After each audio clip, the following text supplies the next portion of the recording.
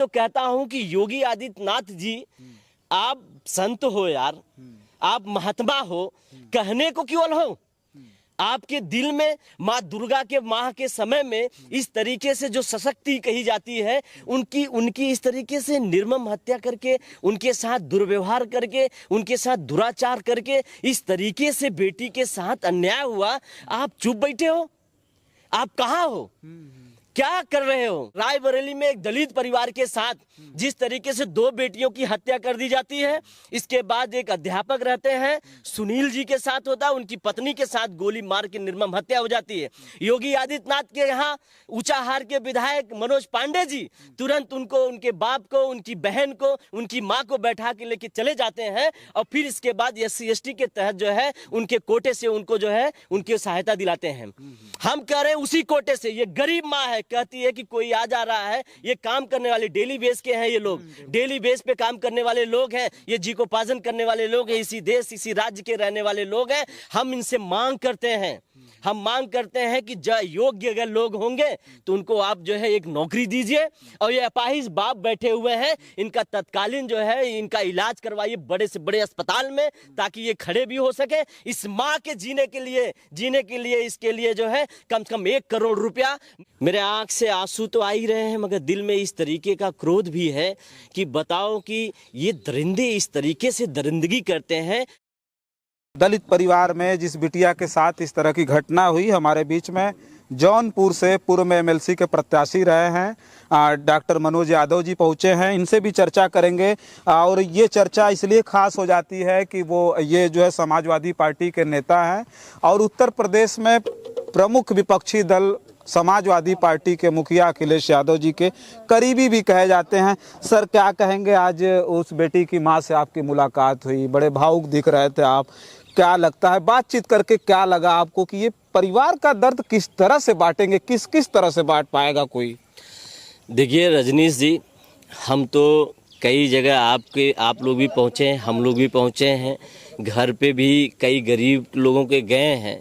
बेटी बेटी होती है, चाहे वो बेटी दलित को हो, चाहे वो बेटी किसी जनरल व्यक्ति के हो, चाहे वो बैकवर्ड समाज के हो, चाहे वो बनवासी समाज ही क्यों ना हो जो ST समाज के हैं, और मछुआरे समाज के हैं, जो लकड़हारे समाज के हैं, बेटी बेटी होती है। इस नवरात्र के माह में जिस तरीके से बेटी के साथ निर्मम हत्या की गई है, और आशंका है कि बेटी के साथ जो है कुकर्म भी किया गया है।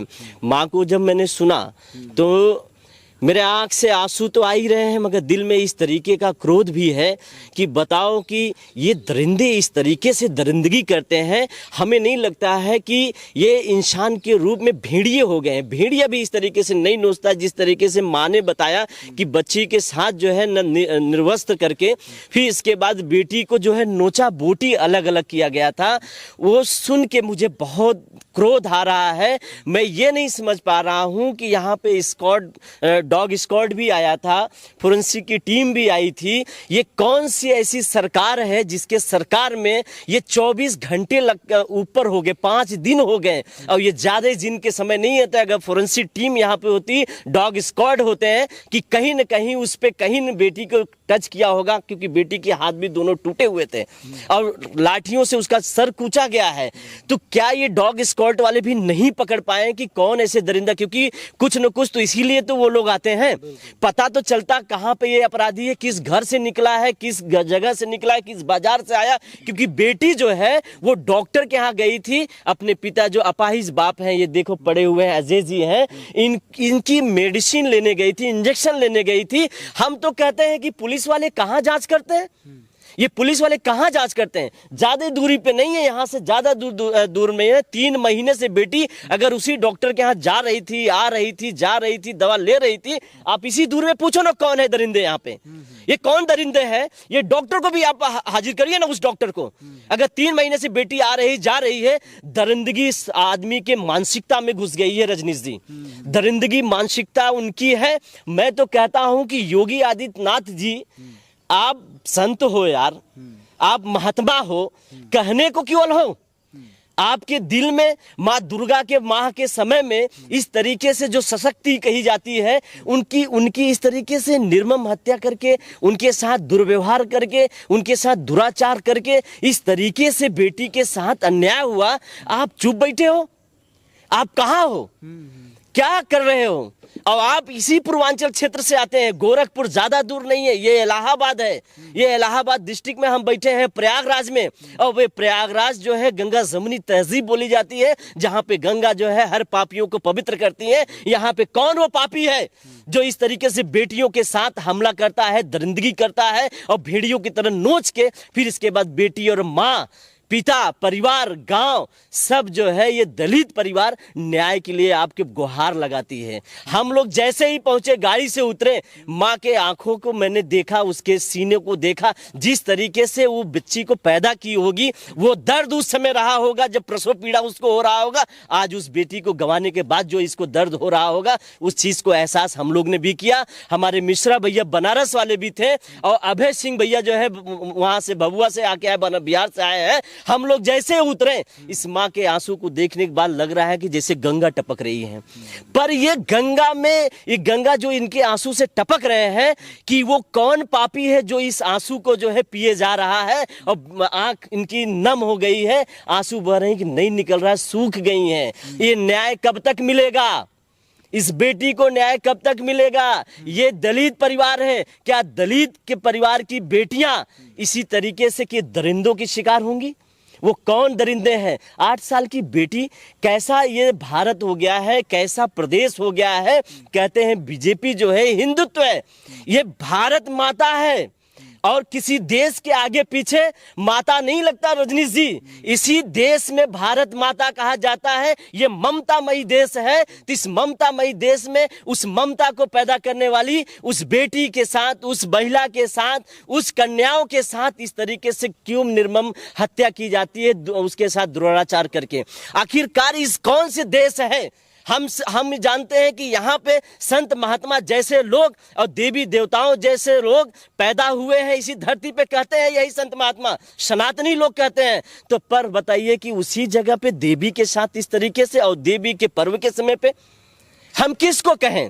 हम ये भी कहना चाहते हैं, रायबरेली में एक दलित परिवार के साथ जिस तरीके से 2 बेटियों की हत्या कर दी जाती है, इसके बाद एक अध्यापक रहते हैं, सुनील जी के साथ होता है, उनकी पत्नी के साथ गोली मार के निर्मम हत्या हो जाती है। योगी आदित्यनाथ के यहाँ ऊंचाहार के विधायक मनोज पांडे जी तुरंत उनको, उनके बाप को, उनकी बहन को, उनकी माँ को बैठा के लेके चले जाते हैं और फिर इसके बाद SC/ST के तहत जो है उनके कोटे से उनको जो है उनकी सहायता दिलाते हैं। हम कह रहे हैं उसी कोटे से, गरीब माँ है, कहती है कि कोई आ जा रहा है, ये काम करने वाले डेली बेस के हैं, ये लोग डेली बेस पे काम करने वाले लोग हैं, ये जीविकोपार्जन करने वाले लोग हैं, इसी देश इसी राज्य के रहने वाले लोग हैं। हम इनसे मांग करते हैं, हम मांग करते हैं कि जो योग्य अगर लोग होंगे तो उनको आप जो है एक नौकरी दीजिए, और ये अपाहिज बाप बैठे हुए हैं, इनका तत्कालीन जो है इनका इलाज करवाइए बड़े से बड़े अस्पताल में, ताकि ये खड़े भी हो सके। इस माँ के जीने के लिए इसके लिए जो है कम से कम 1 करोड़ रुपया, मैं यहाँ से आया हूँ जहाँ से ये रास्ता भी नहीं सही है, इस रास्ते को जो है पक्की रोड और इसके लिए रहने के लिए एक अच्छा मकान देने का काम करें। मैं योगी जी से यही कह रहा हूँ, ये अपील कर रहा हूँ कि आप तत्कालीन करिए। आप तो न्याय नहीं दिलवा पा रहे हैं तो कम से कम अपने डेलीगेशन को भेजकर इस परिवार को न्याय, आर्थिक मदद कराइए। माली हालत बहुत सही नहीं है, हम जानते हैं कि बेटी लौट के नहीं आएगी, मगर हो सकता था वही बेटी इन लोगों की सहारा बन सकती थी। कहीं वो IAS होती थी, PCS हो जाती, IPS होती,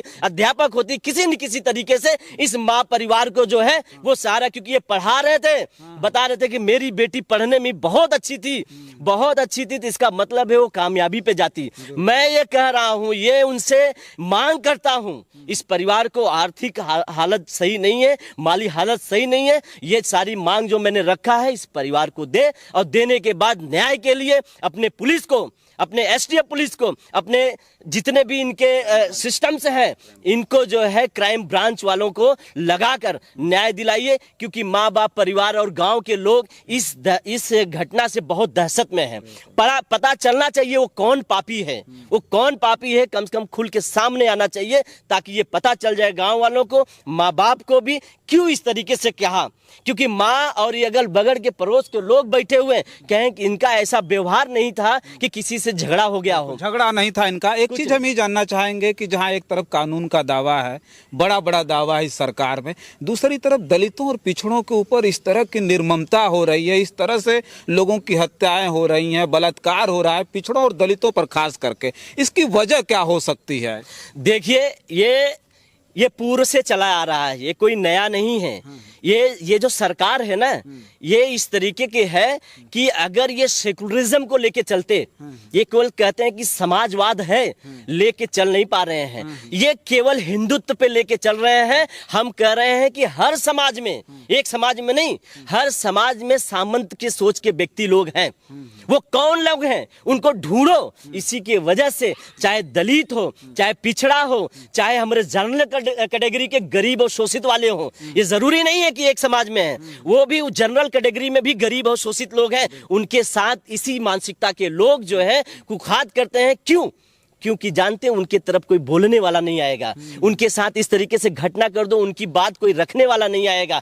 पैसा दो पुलिस को, क्योंकि अभी मिश्रा भैया ने बोला कि कहा कि ये वो लोग हैं जो घटना करके पैसा दे के बच के घर चले आते हैं। अभी भैया ये भी नहीं बोला कि जैसे ब्रिजभूषण लोग हैं, इस तरीके के लोग भी बैठे हुए जो बेटियों के साथ अन्याय करते हैं, दुराचार करते हैं और फिर भी बच जाते हैं, क्योंकि ये बीजेपी के लोग हैं। अगर बीजेपी में जो सरकार में बैठे हुए मुख्यमंत्री, प्रधानमंत्री इस बात पे ध्यान दे दे कि उनके यहाँ जितने भी रेपिस्ट नेता हैं उनको अगर जेल में डाल दें और सजाए मौत सुना दें, तो ये सारा चीज 1 मिनट में रुक जाएगा और जो गंदी मानसिकता के लोग हैं वो अपनी मानसिकता को बदल लेंगे। हम ये जानते हैं। एक चीज और भी आपसे कहना चाहेंगे, हम समाजवादी लोग हैं।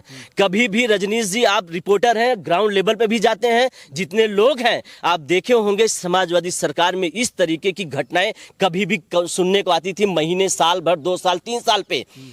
मगर यहाँ प्रतिदिन एक भी दिन ऐसा नहीं बच रहा है जैसे ये महुआ का पेड़ होता है ना, टपक टपक के गिर रहा है, उसी तरीके से कहीं हत्या हो रहा, बलात्कार हो रहा, माफियागिरी हो रही, गुंडई हो रही, धमकी दे रहा, चमकी दे रहा है और किसी न किसी की जमीन को हथियाया जा रहा है। ये इस भाजपा की सरकार में योगी आदित्यनाथ जी फेल हो चुके हैं। ये कहीं सरकार चलाने लायक नहीं है। ऐसे व्यक्ति को तुरंत बर्खास्त कर देना चाहिए और राष्ट्रपति शासन उत्तर प्रदेश में लगाकर और इन सरकारों को हटा देना चाहिए, जो सरकार इन अपने जनता के लिए नहीं खड़ी हो पाई, लोगों को न्याय नहीं दिला पाए और लोगों की भलाई की बात न कर पाए। चलिए ठीक है। देखिए, डॉक्टर मनोज यादव जी थे हमारे बीच में और जो है तमाम लोग मिलने के लिए आए हैं, चाहे वो अभय सिंह मन्ना जी हों जो बिहार भभुआ से चल करके आए हैं और राजशाही परिवार से हैं, बाकी जो है बनारस वाले मिश्रा जी हमारे बीच में आए थे, डॉक्टर मनोज यादव जी हैं। ये लोग मिलने के लिए आए इस परिवार में। ये दलित परिवार है साहब और बहुत बड़ा दावा, मैं बार बार इस बात को कह रहा हूँ कि दावा सरकार का तो बहुत कुछ है लेकिन हो कुछ नहीं रहा है। दलितों, पीड़ितों, पिछड़ों, गरीबों के लिए कोई भी सरकार, कोई भी शासन प्रशासन का किसी भी प्रकार का ऐसा रवैया नहीं है जिससे इस समाज में संतुष्टि आ सके, कम से कम ये लोग संतुष्ट हो सकें। तो बस इस वीडियो में इतना ही। बहुत सारी खबरों के लिए बने रहें जन आदर्श भारत के साथ। हमें दें इजाज़त। नमस्कार।